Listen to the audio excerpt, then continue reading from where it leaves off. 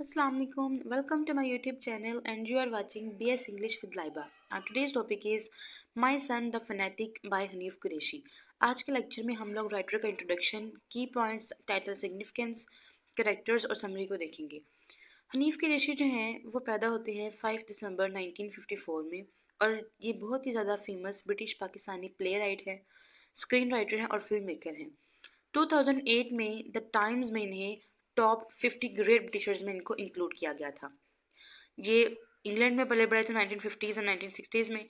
Being the son of immigrant, इनके novels में हमें बहुत से एलिमेंट्स ऐसे मिलते हैं कि एक इमिग्रेंट फैमिली को जो फेस करने पड़ते हैं, कि जो जो डिफ़िकल्टीज़, जो जो चैलेंजेस एक इमिग्रेंट को फेस करने पड़ते हैं, वो सारी चीज़ें हमें इनकी राइटिंग्स में नज़र आती हैं। इनकी फेमस वर्क्स जो हैं the beautiful laundrette, the Buddha of suburbia, the black album, the rail gives something to tell you.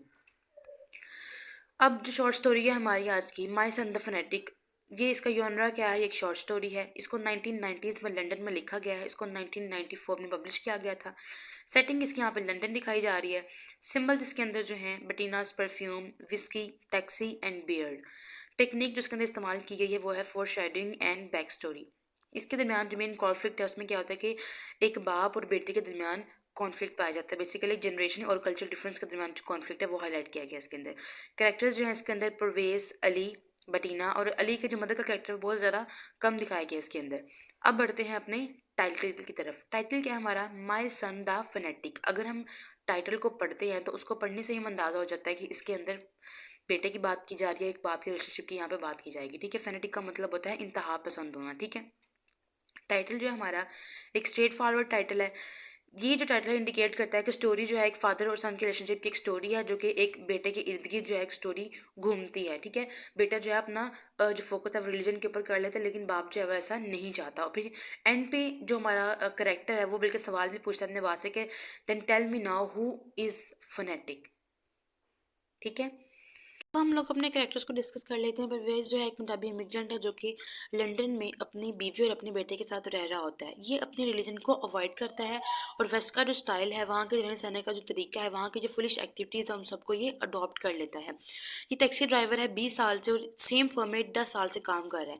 ये अपनी फैमिली के साथ टाइम बहुत कम स्पेंड करता है। मोस्ट ऑफ द टाइम ये रातों को जो है ये ड्राइव करता है ताकि इसको पे जो है वो अच्छी मिल सके। उसके अलावा अपनी वाइफ को जो है ये अवॉइड कर सके। ठीक है, अब ये अपने बेटे की कंडीशन के बारे में बहुत कंफ्यूज होता है क्योंकि इसका बेटा जो होता है वो अपने बिहेवियर चेंज कर रहा होता है। अब परवेज़ जो है at the start of the story बहुत ज़्यादा कंफ्यूज होता है और जानने की कोशिश करता है कि मेरा बेटा अली जो है उसका बिहेवियर क्यों चेंज हो रहा है। ठीक है, परवेज़ की एक फ्रेंड होती है बटीना। उसके अलावा परवेज़ अल्कोहल बहुत ज़्यादा पीता है।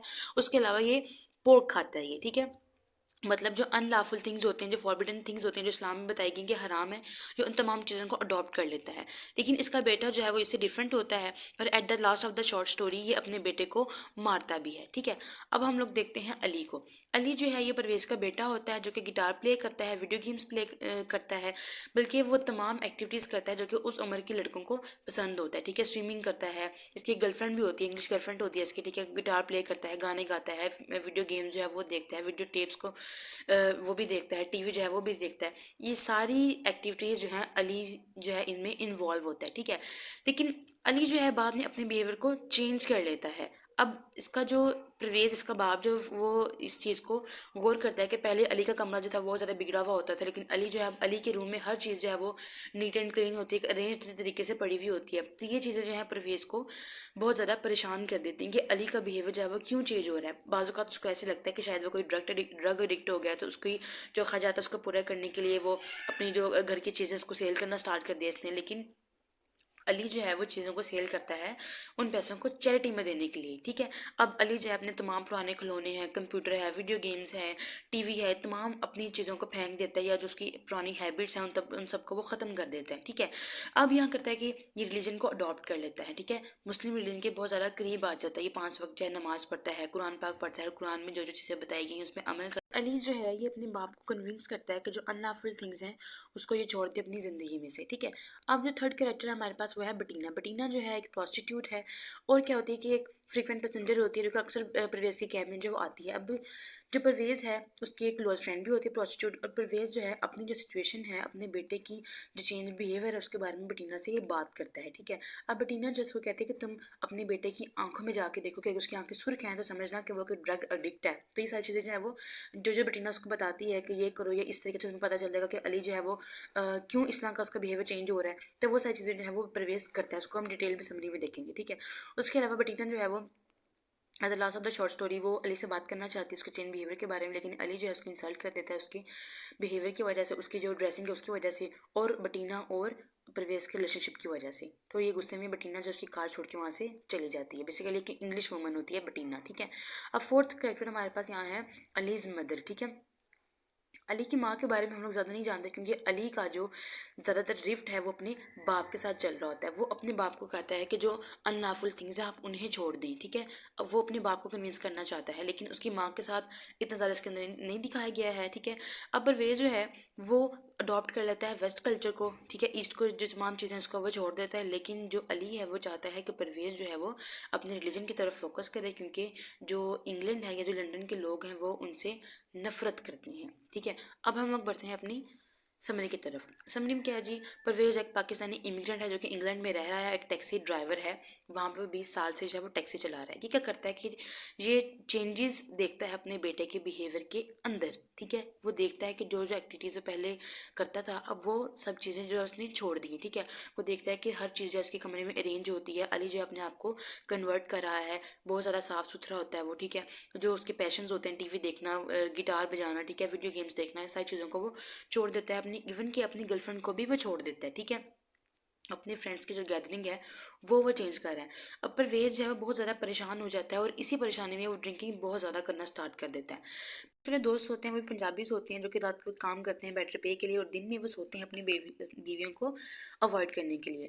बेसिकली जिस तरह के एक अनमैरिड बॉय होता है, एक अनमैरिड पर्सन अपनी लाइफ गुजारता है, सेम उसी तरह से अपनी लाइफ गुजारते हैं, और उसी तरह की फुलिश एक्टिविटीज़ में ये इन्वॉल्व होते हैं।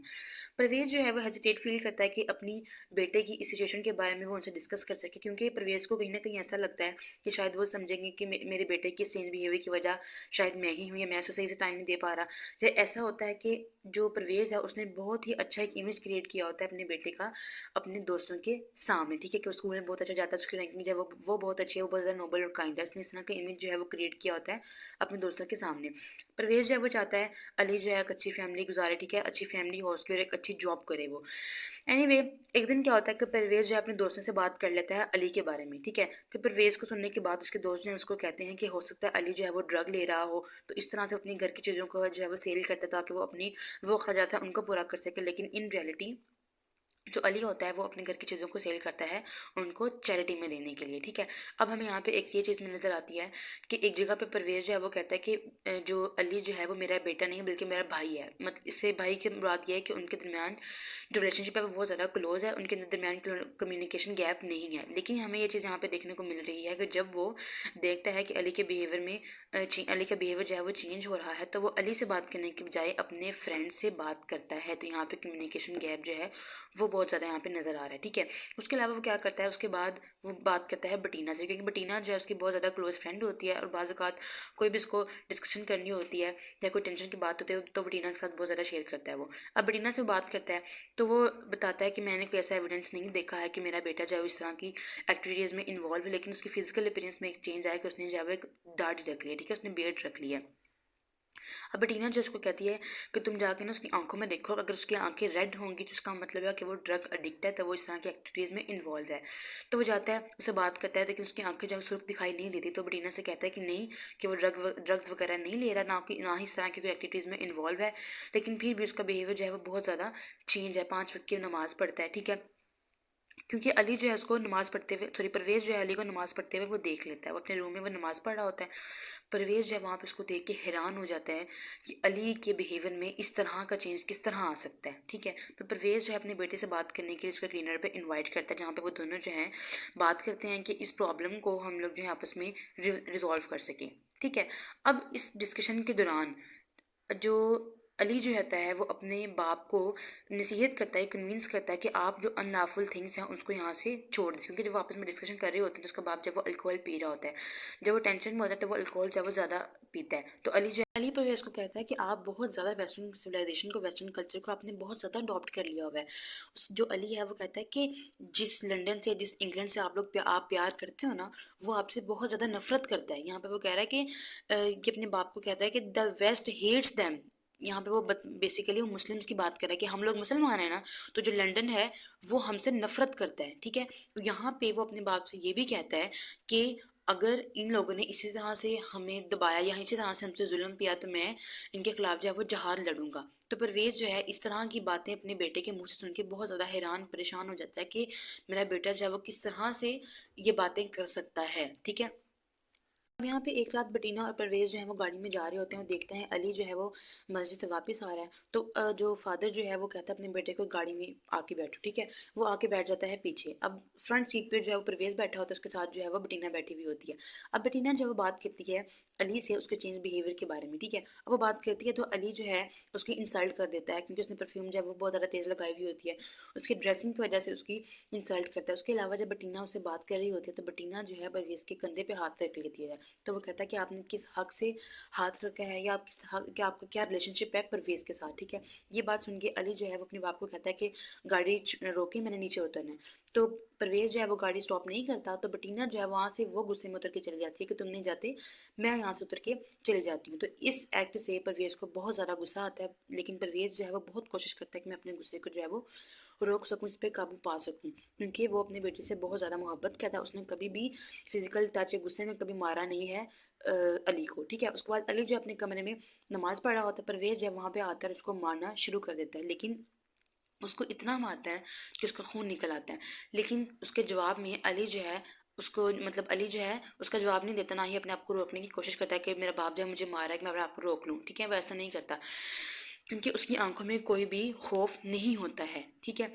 हम यहाँ अब देखते हैं कि इस्लाम को इतना ज़्यादा क्यों बुरा समझ रहा है परवेज़, क्योंकि परवेज़ है वो भी तो खुद भी इस्लाम को ही फॉलो करता है ना, वो भी तो इस्लाम रिलीजन से ही बिलोंग करता है, लेकिन उसने उसको फॉलो करना छोड़ दिया है क्योंकि वो वेस्टर्न स्टाइल को अडॉप्ट कर लिया उसने। अगर हम मूवीज़ में भी देखते हैं उसके अंदर जो इस्लाम रिलीजन होता है उसको बहुत ज़्यादा बुरा प्रेजेंट किया गया होता है। अब यहाँ पे जो 9/11 अटैक हमारा यहाँ पे एक चीज़ मैं ऐड करना चाहूँगी कि यहाँ पे 9/11 अटैक हुआ था अमेरिका के अंदर ट्विन टावर में, ठीक है। जो 9/11 का अटैक था उसमें 4 जो एयरप्लेन्स थे वो आके क्रैश हुए थे ट्विन टावर के अंदर। तो ये कहा जाता है कि वो अटैक जो मुस्लिम्स ने करवाए थे, उसका अटैक जो था समा बिन लादेन पे लगाया गया था, क्योंकि वो अलकायदा का मेंबर था। फिर जो उसके बाद इस्लामोफोबिया जो था वो बहुत ज़्यादा फैल गया था। वो मुस्लिम्स जो किसी और कंट्री में रहते थे वहाँ पे उनको आइडेंटिटी क्राइसिस बहुत ज़्यादा फेस करना पड़ा था। वहाँ का जो सोसाइटी थी उसको उनको एक्सेप्ट करने से कासिर हो गई थी, ठीक है। बेसिकली वहाँ पे जो उनकी सिक्योरिटी वगैरह थी वो बढ़ गई थी मुस्लिम्स को देख के। उनकी जो हमेशा जो थी वो फॉल्स इंटरप्रिटेशंस होती थी मुस्लिम्स के बारे में, ठीक है। ये सारी चीज़ें हमें देखने को मिलती हैं, ठीक है। अब सेम केस इस शॉर्ट स्टोरी में है। वो कहता है कि ये जो वेस्टर्न लोग हैं, जो वेस्टर्न सिविलाइजेशन है वो हमसे नफरत करती है, वो हमें कभी भी एक्सेप्ट नहीं करेगी, लेकिन उसका बाप जो है परवेज़ जो है इन सब चीज़ों को मानता नहीं है। तो जब परवेज़ जो है वो अली को मार रहा होता है तो अली सिर्फ उसकी तरफ देखता है, सिर्फ ये कहता है कि so who is the phonetic now, कि अब आप बताएं कि इंतहा पसंद कौन है, ठीक है। अब देखा जाए तो एक तरफ अली जो है वो भी बर्दाश्त नहीं करता चीज़ों को, अपने बाप से जो है वो बदतमीज़ी करता है। कोई भी कोई भी रिलीजन जो है वो ये नहीं कहता कि अपने बड़ों से अपने बाप से जो है बदतमीज़ी करो, वो चीज़ों को बर्दाश्त नहीं करता। वो बेटीना के साथ बदतमीज़ी करता है। जब अपने बाप को कन्विंस करने की कोशिश करता है तो उसकी आवाज़ जो है तब उस वक्त भी उसकी आवाज़ बहुत ज़्यादा लाउड होती है। वो कहता है कि मैं जहाद करके रहूँगा लोगों के खिलाफ जो हम पर जुल्म करते हैं। अब जो परवेज़ जो है वो भी क्या करता है, उसने अपने रिलीजन को छोड़ दिया होगा, ठीक है।